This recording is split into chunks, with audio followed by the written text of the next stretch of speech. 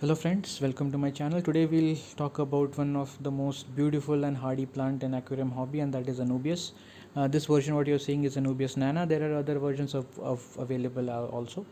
So this plant is native to Central and Western Africa, and this is mostly these plants mostly take the nutrients and all from water column and not from the substrate.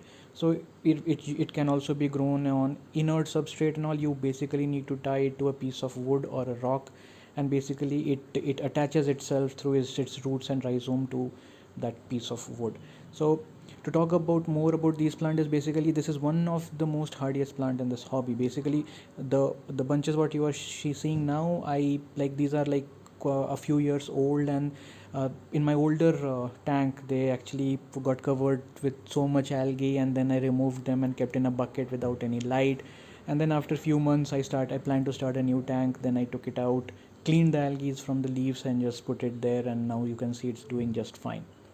The growth rate is very slow, so you don't need to trim it. And as you can see, the fertilizer requirement is also very low. You don't need to dose it with more fertilizers. The light requirements are also low, so it's basically one of the best plant for both low tech and high tech planted tanks. If you can ask me, there is no CO2 requirement, but if you give a CO2, it is good. I have pressurized CO2, so I am giving this. I'm dosing it with CO2. About the fertilizers, as you can see, I can dose. I dose potassium, flourish potassium, and flourish nitrogen.